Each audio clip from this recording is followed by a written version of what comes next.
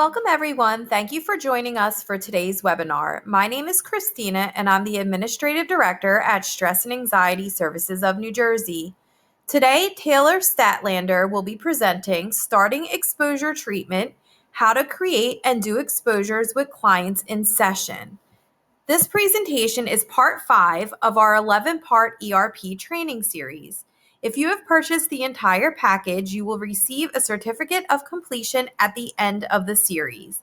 If at any time you are unable to attend the live sessions, a video recording and test will be sent to the email you have registered with in order to get your CE certificate.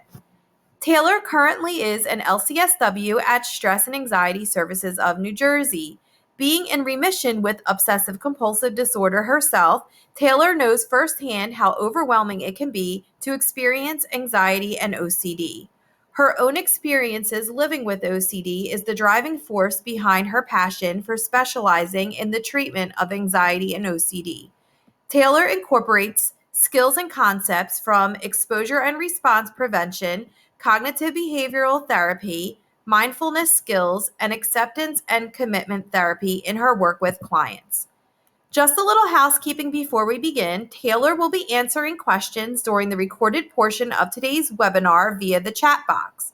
During the last 10 minutes, you will have the opportunity to ask questions live.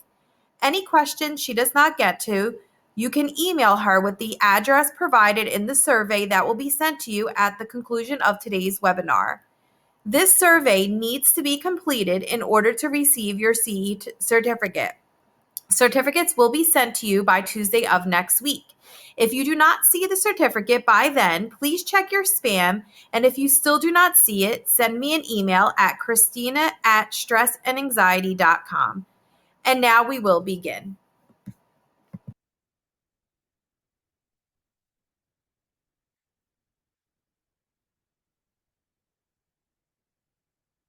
All right. Well, hello, everyone, and welcome to today's webinar. I am very excited to be here with you. My name is Taylor Statlander, and I am one of the clinicians here at Stress and Anxiety Services, and I am very excited to be sharing with you the fourth part in our series, our ERP training, Starting Exposure Treatment, How to Create and Do Exposures with Clients in Session. Really hope you guys have been enjoying the series so far. Those of you who have been doing the trainings that have come before this have really laid the foundation for what we're going to be talking about today. So I'm very excited to jump in. All righty. So just a little bit about who you will be listening to. So again, my name is Taylor. I am an OCD and anxiety specialist here at Stress and Anxiety Services. I love to connect with other professionals in the field. So whether you are a therapist or any other kind of mental health professional, would love to connect over on socials. On Instagram, my handle is right there. Again, I just love to use that platform to connect with other people. I think that there is a lot of really cool ways that we can connect and provide education and advocacy specific to OCD. So would love to connect on there if you are interested. A little bit about me is, yes, I'm an OCD therapist, but I'm also an individual who is living with OCD. So throughout the presentation, I might reference some of my own experiences. It really was my own experiences going through the process of being diagnosed with OCD, going through the treatment myself that really led me to fall in love with exposure and response prevention, not only because it worked so well for me in my life, but I just love and fell in love with the theory and the concepts behind it. So again, I'm really, really passionate about this topic and excited to dive into it together with you guys. And just a quick note, I wanted to say that there are no conflicts of interest with this presentation. So what we're going to be looking at today, we have 3 different objectives. The first is different forms of exposures. We're going to be talking about what the purpose of an exposure is. Again, maybe you had a preview to that in some of the prior webinars of this series. If you're just jumping in for this one, no worries. We'll do a little introduction as well of what exposures are, what different kinds of exposures, how to pick an exposure when you're working with a client. We're also going to get really specific in a certain type of exposure of creating an exposure script. So we will go through what that means, how you would go about doing that with a client, and even do a little case example with that as well. And then also we're going to be talking about the role of the therapist. We all have very important roles as we are walking our clients through this process, and we'll be touching on some of those roles as well. All right, so objective number 1, describe the different forms of exposures used in exposure and response prevention, and discuss rationale for choosing the form of exposure for the OCD theme of the client. So again, we're going to work a little bit backwards before we get up to speed, because there's really important things that we need to consider before jumping into the exposures. Again, this might be a little bit of a review from the other trainings prior to this. But again, I know some people are just jumping in for this one. So I wanted to kind of give this little, sequence of events that's so important before we're doing exposures. First, a thorough assessment is so important. One of our therapists on staff, Dr. Haynes, did an amazing presentation about using the Y-Box, how to assess for OCD. That is key here because without a thorough assessment, we're really not going to have a direction as to where to go and where to start with treatment. So assessment is always key.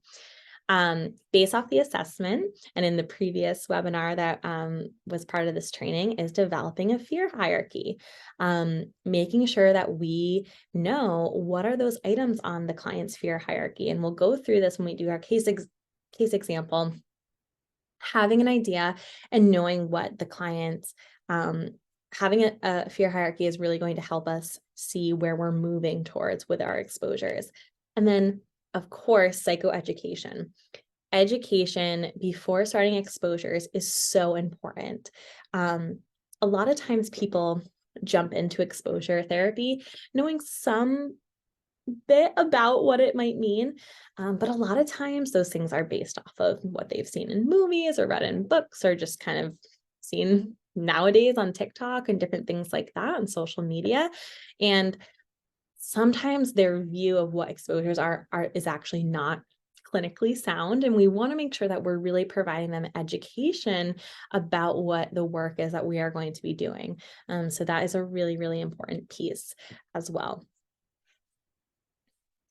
It's also super important always in any type of work that we do to consider different cultural or diversity, different ethical considerations too, before jumping into exposures, right? So we want to really consider, prior to starting ERP with a client, really, and this is part of our assessment, is gathering information about their culture, spirituality, religious beliefs, different core elements of who they are and their life or the community that they're a part of.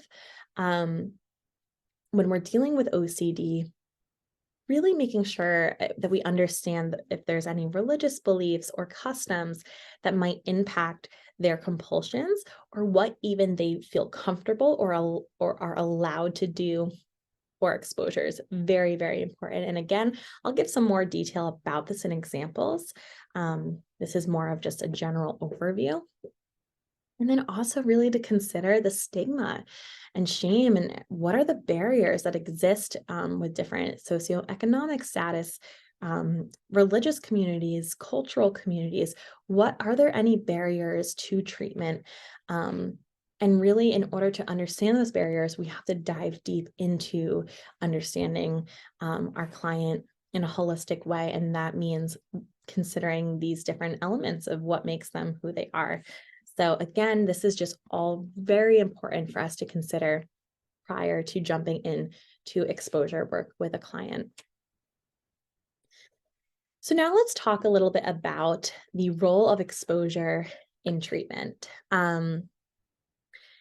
It's really kind of interesting when you're first explaining this to a client, because sometimes, again, if they have not had an understanding of what exposure is prior to meeting with you, they might look at you like you're crazy, because essentially what exposure is you are purposely triggering yourself, otherwise known as confronting your fear. And the practice is not engaging in the compulsive behavior. Okay. Really focusing on leaning into the fear instead of away, instead of avoiding the fear. A lot of our clients have gotten very, very good at avoiding the fear and the thing that is causing the anxiety. And what we are going to be doing, the role of exposure, is saying, let's confront it. Let's stop avoiding it. Let's face it. Let's do this together. And then the work then that comes along with that is the practicing tolerating the feelings that come associated with that fear, right? Um, Learning to tolerate uncertainty. And a lot of times what I like to do with my clients is before we're beginning, or as we're beginning exposure work, I like to point out to them that there's really a lot of uncertainty that they have gotten quite good at being okay with or even comfortable with in their life.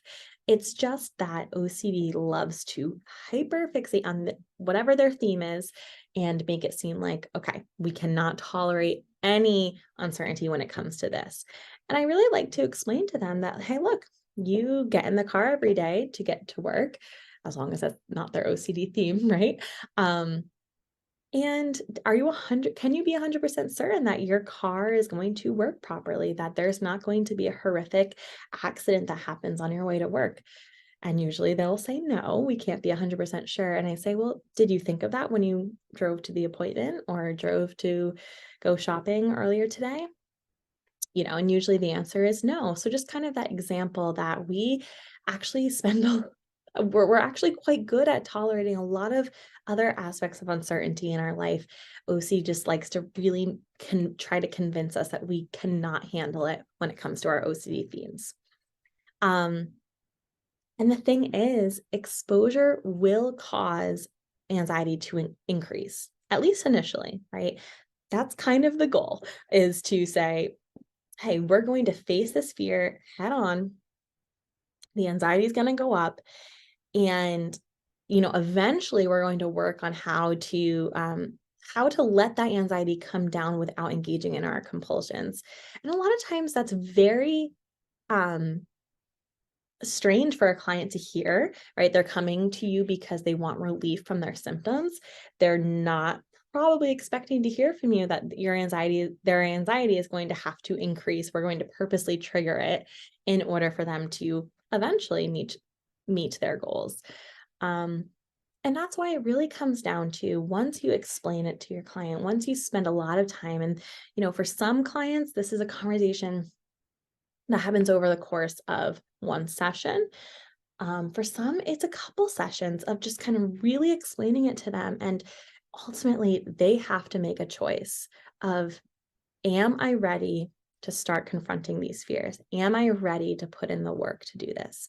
Because, as you can imagine, it does not go so well when we are forcing someone, right? When a family member or someone else is super, super motivated for the client to get better, but the client is not ready to do the treatment. They have to be able to come to that choice. And that's a key part here.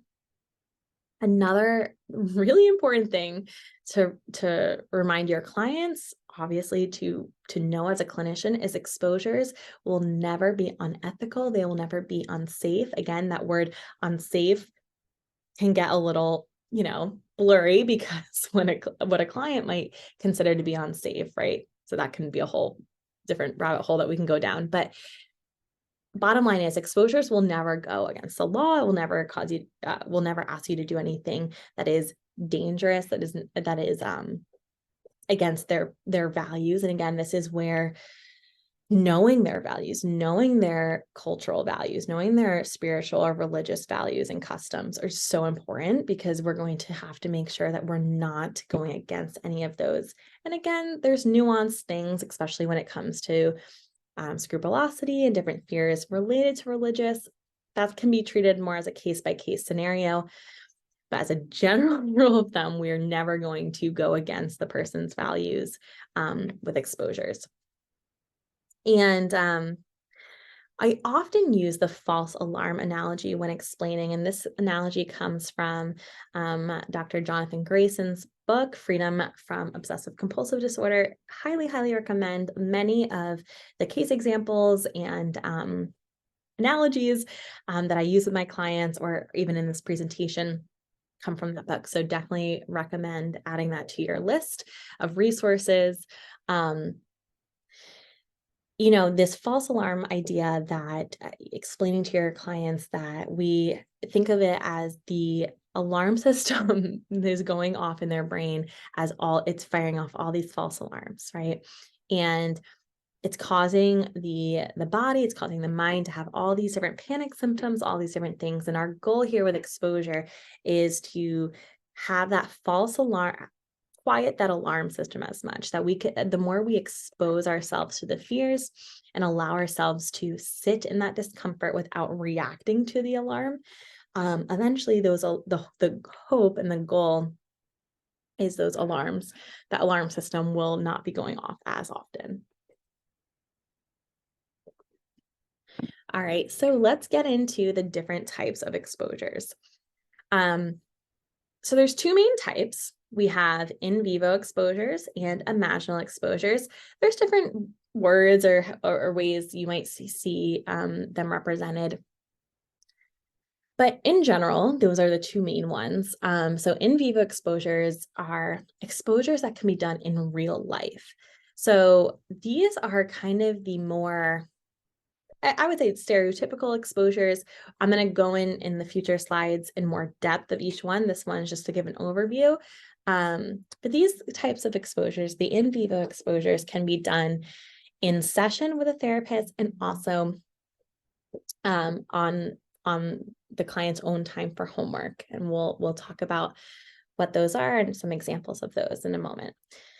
The second type of exposures, and one that we're going to focus on a great deal in this in this presentation, is known as imaginals, or also known as scripts. Okay, this is really important. Scripts are used when it would be unethical. Again, we're never doing anything unethical when it comes to exposures.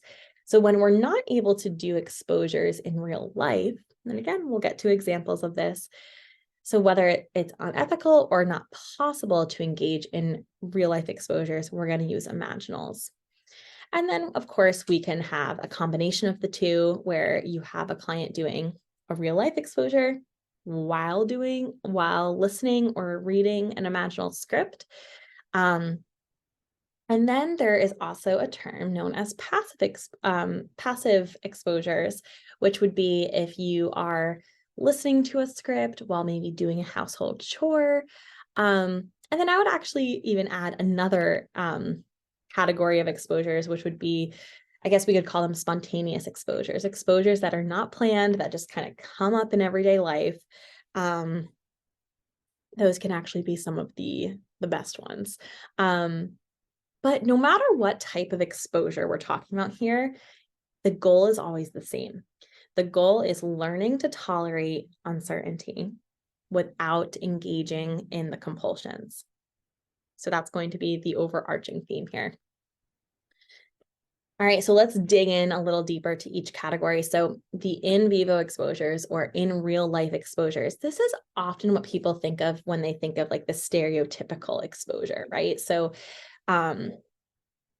a lot of times I think people, when they think of exposure therapy, might think of, oh, if, I'm afraid of a spider, I'm going to have to learn to be okay with holding a spider. And, eventually maybe we're first looking at pictures of a spider, and then maybe we're reading about or watching videos of a spider, and then going out in nature and looking at them. And then eventually, fast forward to maybe you're holding a spider.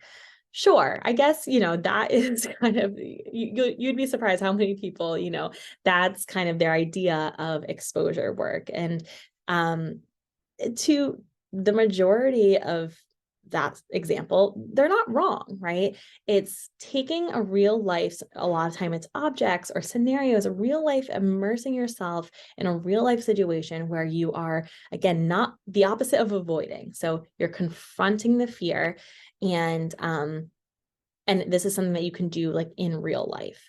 I think that a lot of times too, these are commonly known, maybe, again, stereotypically known for contamination-based OCD.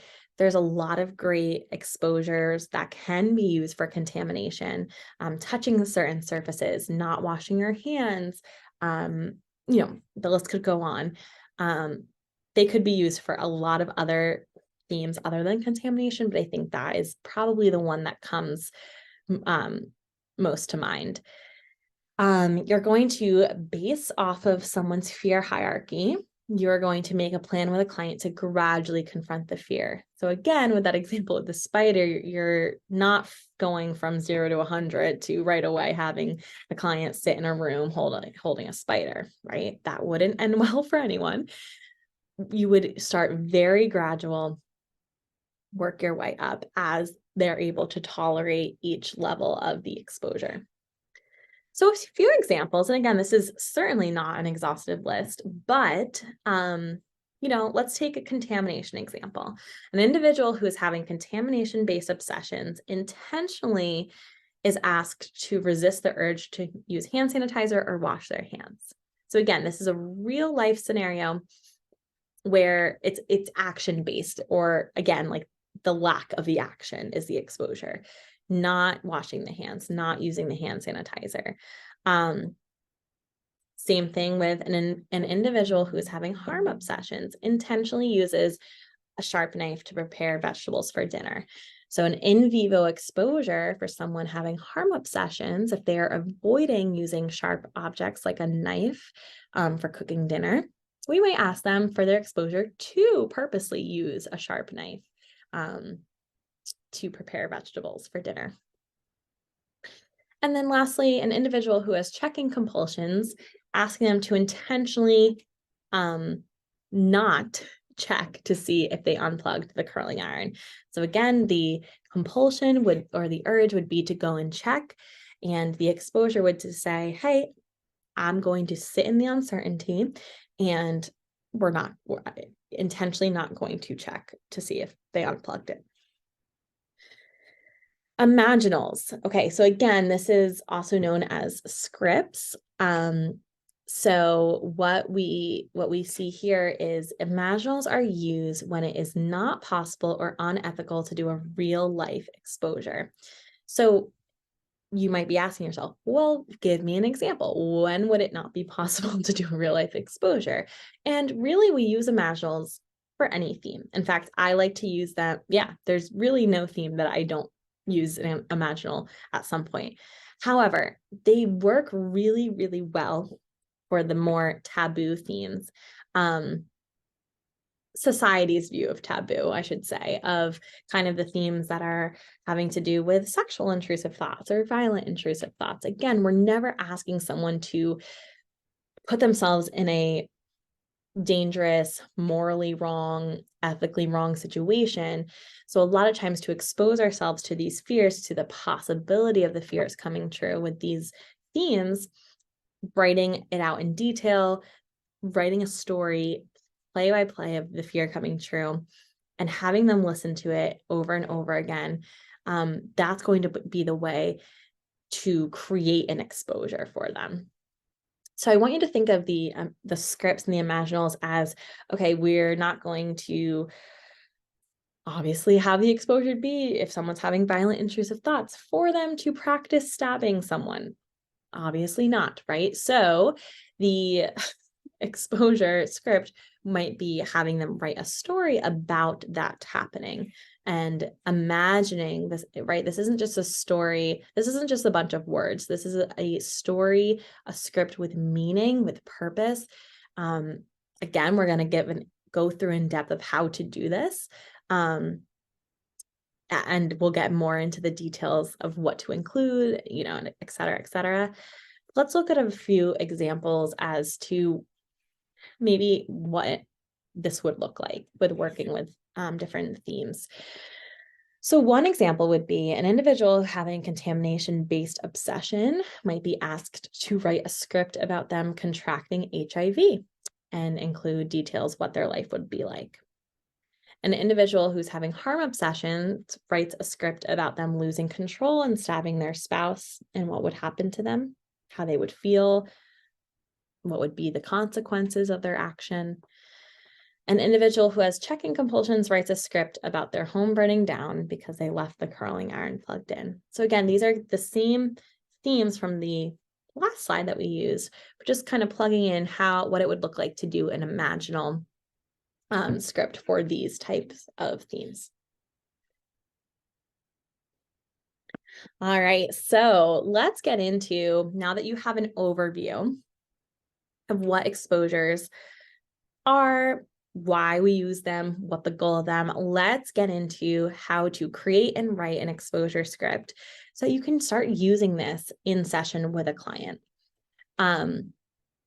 And I will kind of just start off by saying I do this very often, if not every day when I meet with clients, is taking time in our session, working on writing a script together, practicing using it as an exposure in our session, and then assigning them that as homework.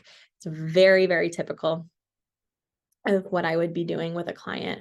So this really is something that I'm doing very often and hopefully will be very beneficial to your clients that you work with.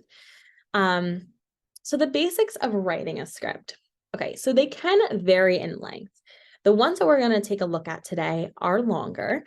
But really a script, again, remember the purpose of a script is to practice tolerating uncertainty. So for some, that might be accomplished by saying a couple words, right?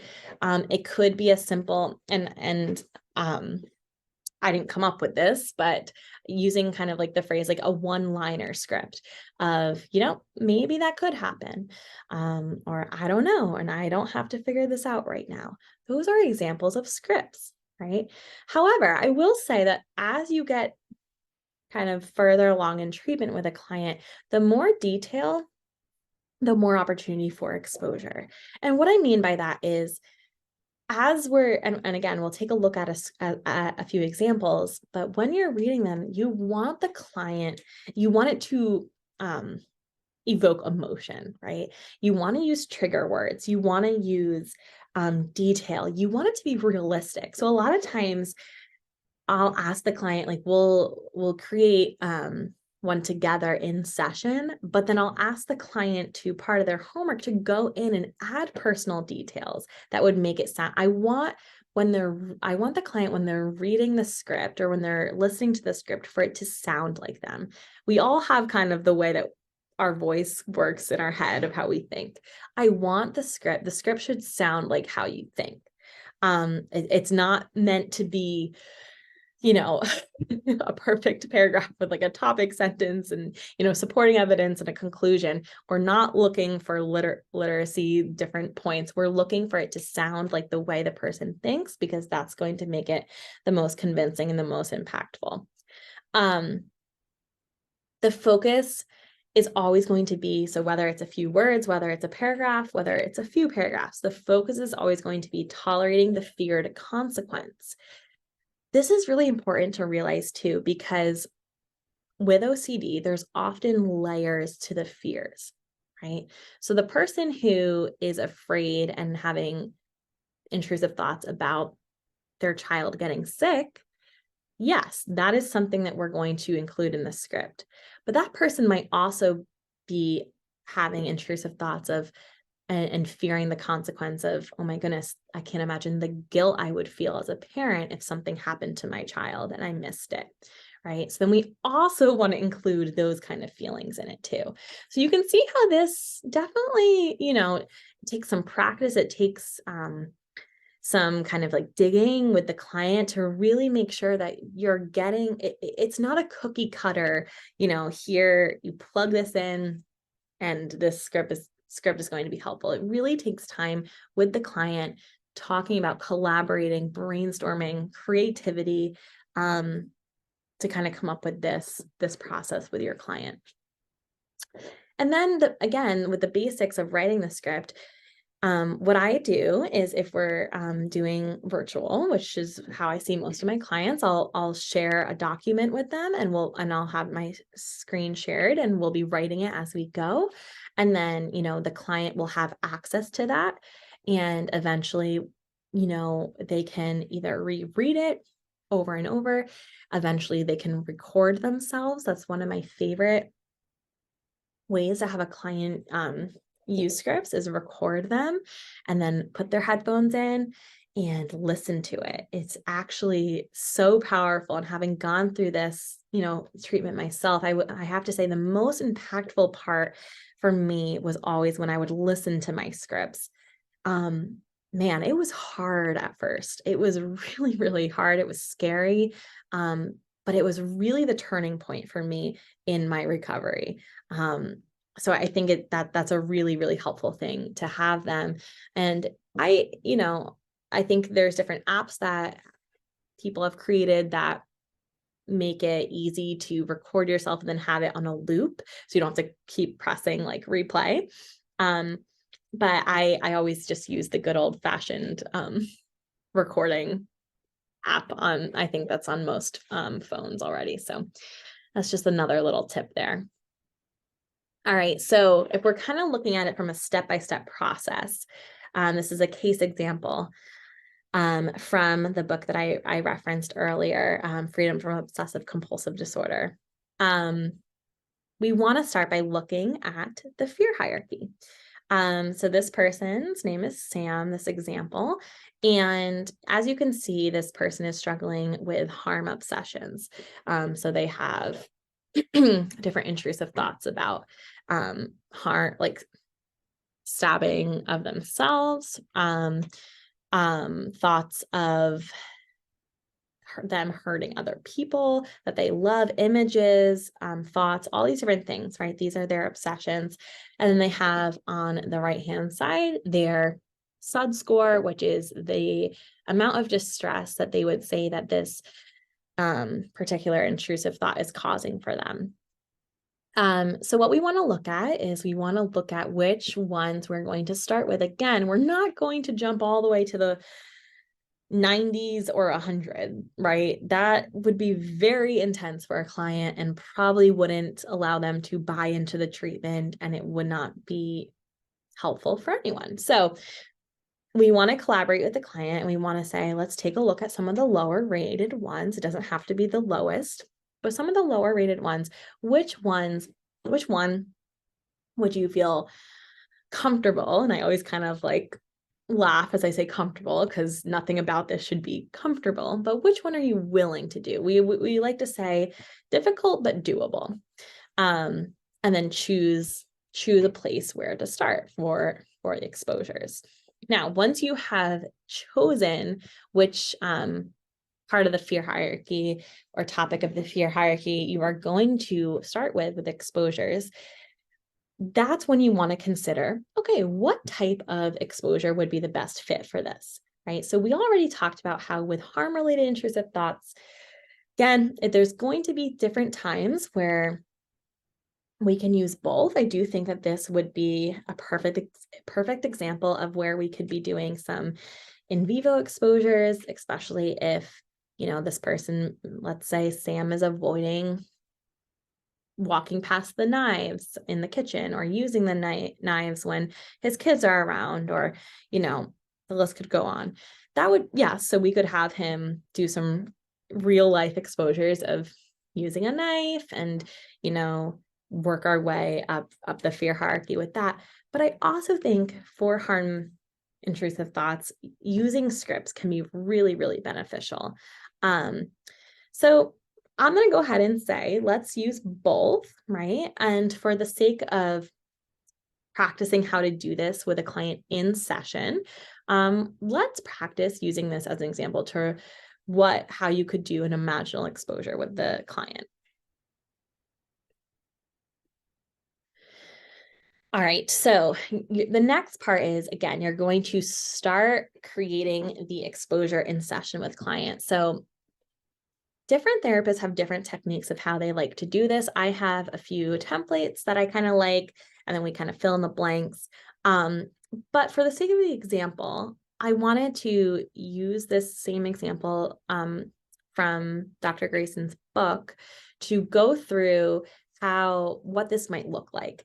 I actually love this book because in the back, there's actually a whole section that has what's called script starters.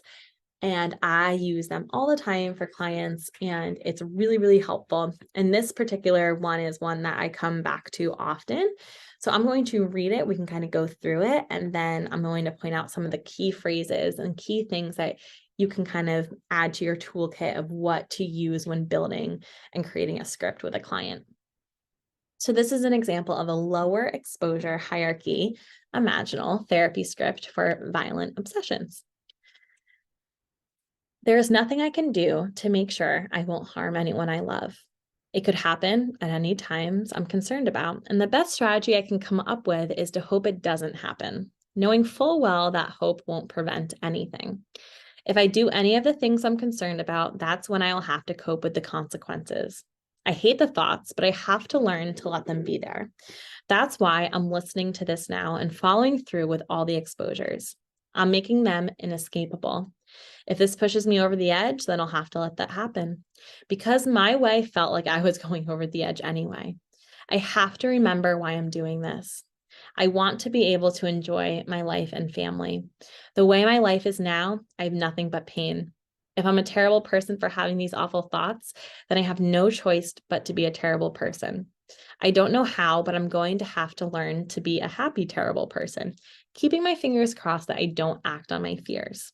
If I reject treatment, I am harming my relationship with my kids and my spouse. Again, that definite harm, I will have to risk having them hurt by whatever I do. All right, so you might be saying to yourself, wow, Taylor, that sounds really harsh. That sounds really blunt. And my response is, yeah, right? Again, with exposures, we're looking for that emotion. We're looking to trigger those uncomfortable feelings, right? So this is like a really obviously well-written script. And some of the key phrases that I wanted to point out was, there's nothing I can do, right? What a great line to include in a script, especially when we're talking about uncertainty. There's nothing I could do, right? Also, it could happen, right? Another phrase to use is maybe, right? I don't know. I have to let them, meaning the thoughts, be there. So again, those are just really helpful little key phrases that came out of this one that I love to use, that can be really good as you're building a script with a client in session. Again, you can have them have a notebook if you're in person. Sometimes I use a whiteboard in person. You can share your screen. There's all different ways to do this virtually. But just working on a lot, like, and giving some of those key phrases to start with the client, and you'll be surprised once you kind of get going and once the client buys in, it's actually amazing at what kind of a great detailed story it usually develops. Another example, right? So again, we're gonna start, and you might be laughing because the other one you're like, wow, Taylor, that one was a lower hierarchy. Yeah, this is a higher hierarchy one, right? And for the sake of time, I'm not going to read it word for word, but you have access to the slides and you can go back and you can read it. But one of the things I do want to point out here, again, key phrases to include, and write these down, have these in your toolbox or when you're creating scripts with your clients. There's no way for me to truly protect, all right? Or you could also fill in, there's no way for me to truly know. I could lose control, right? Like admitting to the fact, like, yeah, this could happen. This fear that I'm spending so much of my energy, so much of my time trying to keep from not happening.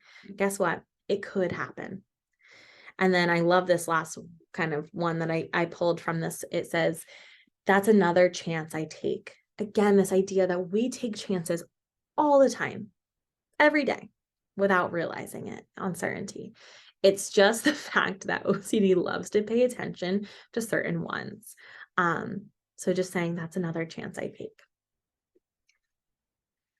All right, step 3, if you will, if you're, and I hope you're sticking with me with this process of how to do this with a client in session, is to practice response prevention. I cannot tell you how important this step is, because the reality is that, there's definitely some clients who get the exposure piece right away, but miss out on this response prevention piece. And it can be really detrimental to them not getting the full benefits from treatment.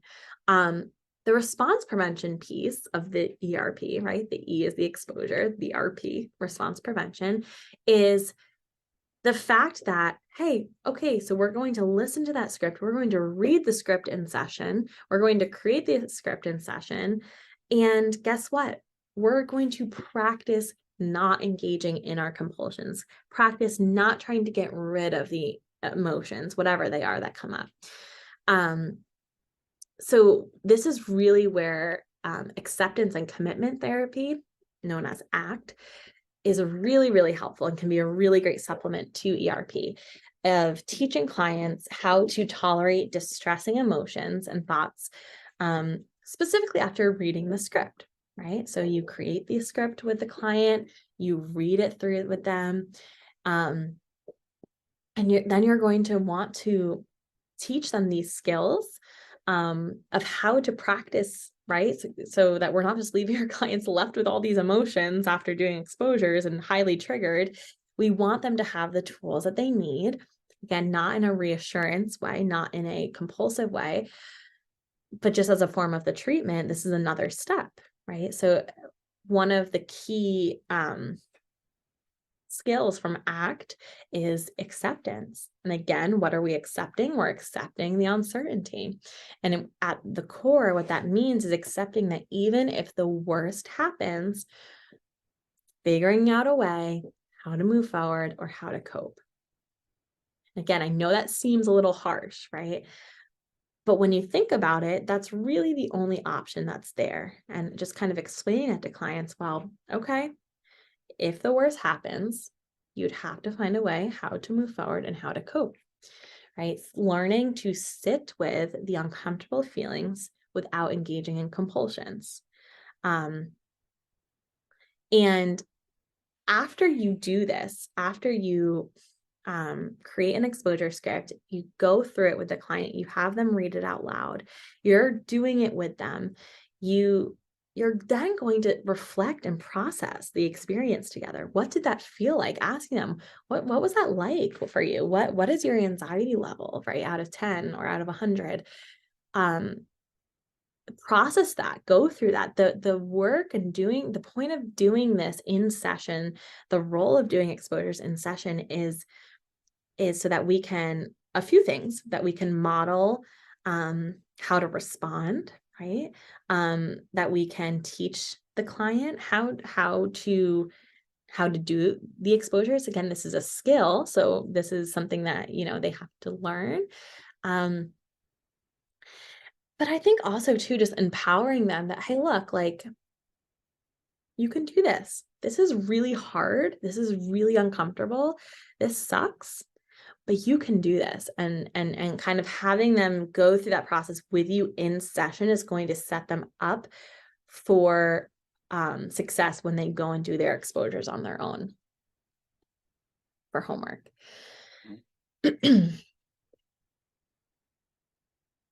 All right. So now we are to our last objective, where we're really going to dig in to the role of the therapist during exposure sessions, and also talk about briefly the different challenges that can come up and different barriers that can come up when we're doing exposures in sessions specifically. So as a review, because we did touch upon this a bit, the role of the therapist is really a few things. Again, right? We're educating, we're modeling, think of it as kind of like a little training session. We're coaching the clients through this process. It's really important as a therapist to make sure we are staying present with the client during the exposure.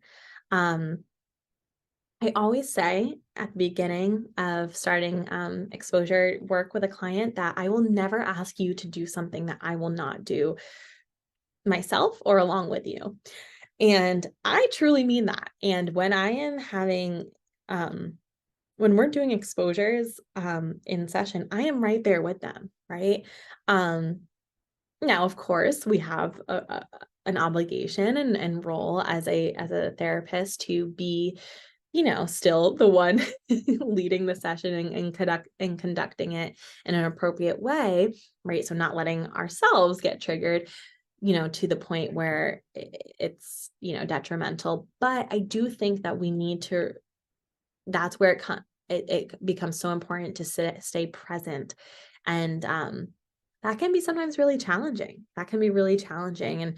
And figuring out kind of our own mindfulness skills of how are we going to stay present with the client? How are we going to go with them into this emotion? Um, I think a really big thing is we want to make sure that we are supporting our clients by not giving into reassurance, right? Um, Sometimes this can be trickier than others, right? Sometimes it's sneaky questions with reassurance, but it's so important because it's ultimately what's going to help the client succeed for us to be able to skillfully respond. And this isn't about being deceitful. It's not about manipulation. It's about being honest, like, sounds like you're looking for reassurance. I'm not going to give it to you because it will not be helpful. Let's talk about how I can support you. Um, and then also, as part of the reflection process after the exposure in session, I think it's also very important for us to offer some feedback, right? What went well? What did you see the client do really well? And what is an area where you noticed the client using a little bit reassurance, or maybe as they were reading the script, they changed some of the words or didn't say some of the words out loud. I think that, again, that's part of the rapport that you have with the client, but making sure that you're able to give that constructive criticism and feedback, all while being incredibly compassionate. This is really, really hard work. Having gone through this myself, right? I know this is really hard work. It takes a lot of courage. For some clients, this is the first time that they're writing their intrusive thoughts out on paper, saying them out loud, listening to them. This can be a very, very scary experience. So a little bit of hand-holding in the beginning is not a bad thing. In fact, I do think it's actually really, really helpful to say, hey, look, this is really hard. You're really, really brave for doing this. Let's get through this together. I think a lot of that can be done in the session together, which is a really beautiful thing. And then lastly, just, as with any type of treatment, there's always going to be a potential for barriers, right? I think the first major one, especially with doing exposures in session, is a client simply not being ready. We talked about this earlier. Clients have to be the one to make that choice. And that can be really hard, especially for loved ones around them. Even sometimes for us as therapists, right? We can't want it more than they want it for themselves. Um, so, that can definitely be a barrier. I think also resistance to uncertainty is a barrier that I see often, of saying, okay, well, I'll do the exposures, but that whole uncertainty thing, not for me, right? And really explaining to clients that, okay, well, that's the whole, like, you can't separate the two. You can, but they're not going to work. So that's another barrier that can come up for sure. And then also, I just wanted to end with the importance of family involvement.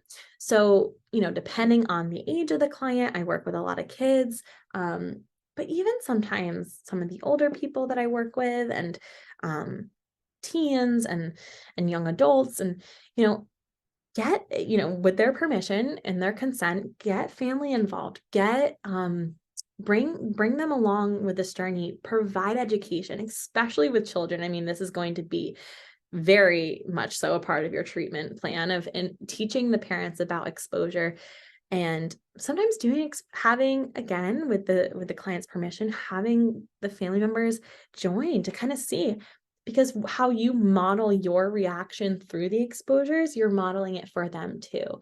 And that's really, really important too. We know that family involvement and family support can really, really make a huge difference. All right, so that is the content that I have for you guys all today. We are going to enter into a time of Q&A for those of you who are attending live. But I did want to just remind everyone that this is part of a series. We do have a full ERP training. The next one coming up, the next topic that will flow right into based off of how we left off here is creating homework for ERP treatment and helping clients practice addressing avoidance, a huge, huge, huge issue of avoidance that I know Dr. Cox will do a great job giving us some really great feedback on that topic. So thank you so much for joining. Like I said, I will be moving into the Q&A for the live portion of this webinar. If there's any questions at all, here's my email. Feel free to email me if you have any questions about the resources or the information that I shared today. I'd be happy to discuss further. So we're going to move into the Q&A portion. And again, thank you so much for watching and for joining us today.